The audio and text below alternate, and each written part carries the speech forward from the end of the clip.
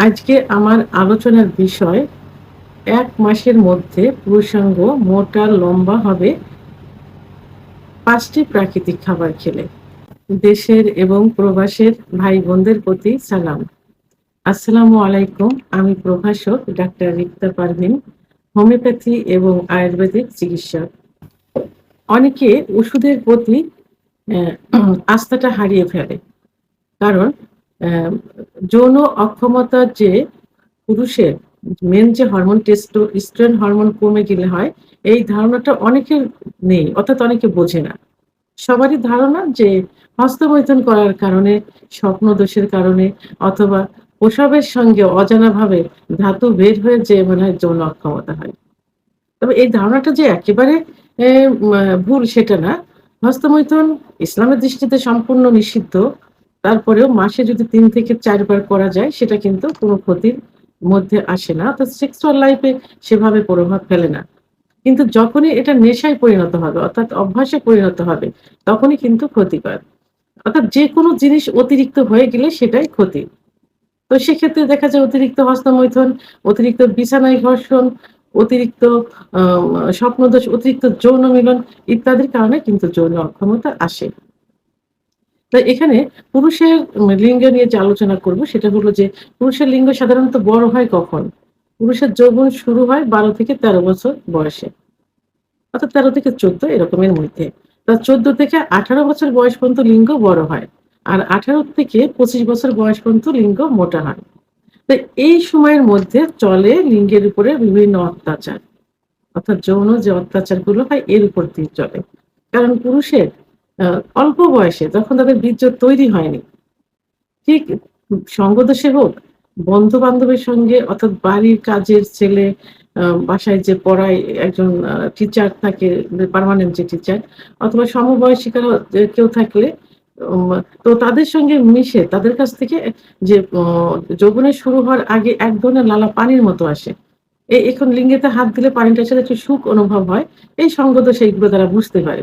তখন থেকেই তাদের অভ্যাস হয়ে যায় হস্তমৈথুনের এবং খুব বেশি পরিমাণে হয়ে থাকে। আবার বিছনায় ঘর্ষণ দিয়ে বীর্যপাত করলে লিঙ্গের গোড়ায় অসংখ্য শিরা থাকে। সেই শিরাগুলো কি হয় লুজ হয়ে যায় অনেক সময় আ ২-১ টা চিরেও যেতে পারে। কারণ ঘর্ষণের কারণে লিঙ্গের মাথাটা বালিশ কোল বালিশে পড়ে। কিন্তু প্রেশার আসে কিন্তু লিঙ্গের গোড়ায়। যেমন একটা গাছে পেলা দিলে পড়ে যাচ্ছে গাছটা পেলা দিচ্ছে। তো ওই যে গাছের যেখানে পেলা দেওয়া ওখানে কিন্তু কিছু হবে না। যেখানে গুড়া থাকে যে গুড়ার উপরে ভর দেওয়া থাকে সেখানের মাটি কিন্তু সরে যায়। তাহলে অ্যা মা ঘর্ষণ দিয়ে বীর্যপাত করলে লিঙ্গের সবথেকে বেশি ক্ষতি যেটা একবারে বোঝা যায় না ধীরে, ধীরে বোঝা যায়। আবার এখন সমকামিতা করে থাকে।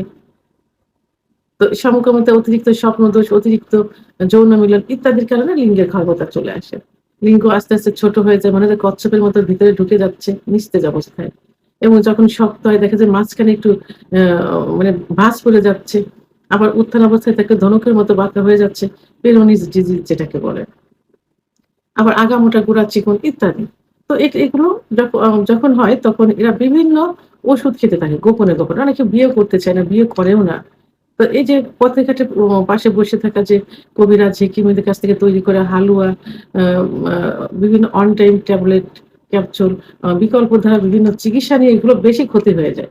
তখন এর প্রতি তাদের একটা আস্থা, সে আস্থাটা হারিয়ে ফেলে। তখন তারা ন্যাচারাল কিছু খাবার খেতে চায়। ন্যাচারাল কিছু মেসেজ খুঁজতে থাকে।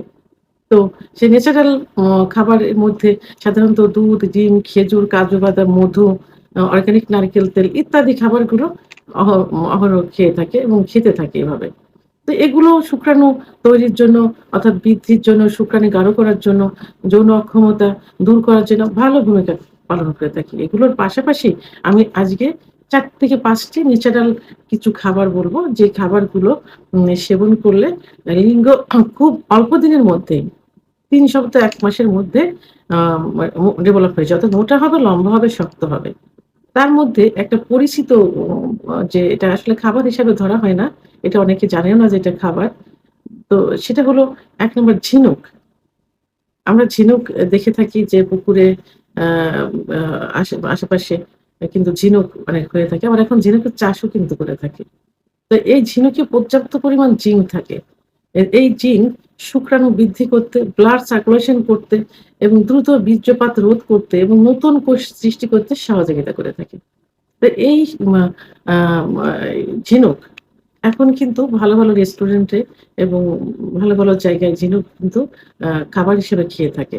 আবার অনেকে কিন্তু দেখবেন যে কাঁচাও খেয়ে থাকে, একটু মসলা-টসলা দিয়ে খেয়ে থাকে। তো এই ঝিনুকটা আপনারা প্রতিদিনের খাবারের তালিকায় মানে পার্সোনালি ফ্যামিলির অনেকে হয়তো এটা খাবে না।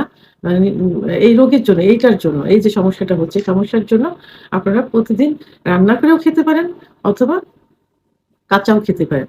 কিছুদিন খেলে দেখবেন যে এই লিঙ্গ মোটা এবং শক্ত হয়ে যাবে, বড় হয়ে যাবে। ২ নাম্বার যেটা সেটা হলো অ্যাসপারাগাস। অ্যাসপারাগাসে পর্যাপ্ত পরিমাণ ভিটামিন থাকে এবং খনিজ লবণ থাকে। ফলিক অ্যাসিড, পটাশিয়াম, ম্যাগনেসিয়াম আ পর্যাপ্ত পরিমাণ থাকে যেটা শুক্রাণু বৃদ্ধি করতে সহযোগিতা করে থাকে, ব্লাড সার্কুলেশন বৃদ্ধি করে এবং আ আ নতুন কোষ, লিঙ্গের নতুন কোষ তৈরি করে থাকে। লিঙ্গ শক্ত করে, মোটা করে। তো এই অ্যাসপারাগাস এভাবে যদি খাওয়া যায় তাহলে লিঙ্গ খুব অল্প দিনের ভিতরে কি হবে? মোটা হবে, শক্ত হবে, লম্বা হবে। ৩ নাম্বার যে খাবার সেটা হলো আ কলিজা। কলিজা কিন্তু খুব পরিচিত একটা খাবার এবং অনেকের কিন্তু খুব প্রিয় খাবার। যখন মাংস কিনতে যায় বাজারে খাসির মাংস, গরুর মাংস তখন মাংসের সঙ্গে কিন্তু সবাই একটু কলিজা নেয়। আবার অনেকে কি করে ওই শুধু কলিজাও কিনে খেয়ে থাকে। তবে হ্যাঁ, অবশ্যই এটা সংরক্ষিতভাবে যেটা থাকে সেটা খাওয়া যাবে না। এটাতে ক্ষতির পরিমাণ কিন্তু বেশি হবে। কারণ আ বিভিন্ন আ নতুন, নতুন বিভিন্ন রোগও তৈরি করবে। কলিজায় ভিটামিন এ থাকে পর্যাপ্ত পরিমাণে আ অর্থাৎ কলিজাতে জিঙ্ক থাকে। আর এই কলিজাতে কিন্তু ব্লাডটা তৈরি হয় কিন্তু। তো এই কলিজা যদি এই খাবারের তালিকায় নিয়মিত একটু রাখা হয়, তাহলে খুব দ্রুতই শুক্রাণু বৃদ্ধি পেয়ে যাবে, যৌন ক্ষমতা বৃদ্ধি পেয়ে যাবে, দ্রুত বীর্যপাত রোধ করবে, উত্থানজনিত সমস্যার সমাধান করবে। অর্থাৎ ব্লাড সার্কুলেশনটা বেড়ে যাবে। নতুন কোষ তৈরি করবে। এজন্য টাটকা ওই সংরক্ষণ করে যেগুলো রেখেছে এগুলো না খেয়ে টাটকা কলিজা খেতে হবে। অর্থাৎ এটা আ খাসির, গরুর এই জাতীয় কলিজায় সবথেকে বেশি উপকার আসবে। আরেকটি অ্যা প্রধান খাবার, এই খাবারটি সম্পর্কে সবাই কিন্তু একটু কম বেশি ধারণা আছে এবং অনেকের প্রিয় খাবার। গ্রামে কিন্তু এই খাবারটা বেশি হয়ে থাকে। কারণ মাঠে এর চাষটা হয়ে থাকে বেশি। সেটা হলো মিষ্টি আলু। আমরা সাধারণত গোল আলু খাই। গোল, গোল যে আলু। আরেকটা আলু আছে মিষ্টি লম্বা যেটা লাল হয়ে থাকে, সাদাও হয়ে থাকে। তো এই আলুতে পর্যাপ্ত পরিমাণে ভিটামিন এ থাকে। তো এই আলু অনেকে পুড়িয়েও খেয়ে থাকে, আবার অনেকে সেদ্ধ করে খেয়ে থাকে। যেভাবে খেয়ে থাকেন না কেন সিজনালি সময় যদি এই আলুটা খাওয়া যায়, একটু নিয়মিত খাওয়া যায়, তাহলে কি হবে? লিঙ্গের ব্লাড সার্কুলেশন টা বৃদ্ধি পাবে, নতুন কোষ তৈরি হবে, লিঙ্গ শক্ত হবে এবং মোটা হবে। ৫ নাম্বার সর্বশেষ যে খাবারটি বলব এটা হলো জয়ফল। জয়ফল কিন্তু খুব ভালো একটা খাবার। আ এখন অনেক এম আ ইস মা যে লিঙ্গের মেসেজের জন্য এবং অনেক ওয়েলমেন্ট বের হয়েছে যেটা তৈরির একটা প্রধান উপাদান কিন্তু জয়ফল। তো এই জয়ফলটা যদি নিয়মিত খাওয়া যায় কিছুদিন তাহলে আ মা কিন্তু লিঙ্গের ব্লাড সার্কুলেশন টা বেড়ে যাবে। লিঙ্গে কোষ নতুন, নতুন কোষ তৈরি হবে এবং লিঙ্গ মোটা ও স ম শক্ত হবে। অর্থাৎ এই জয়ফলটা অ্যান্টি-অক্সিডেন্ট এর কাজ করে থাকে।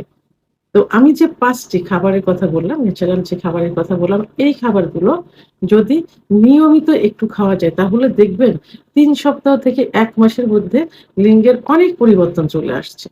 অর্থাৎ লিঙ্গ যদি আগে ভালো ছিল এখন সেগুলো ক্ষতি হয়ে গেছে।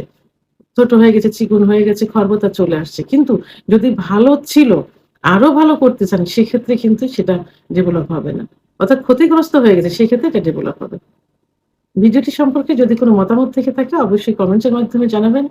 আর ভিডিওটি ভালো লাগলে লাইক, কমেন্ট, সাবস্ক্রাইব করে আমার সঙ্গে থাকুন। আল্লাহ হাফেজ।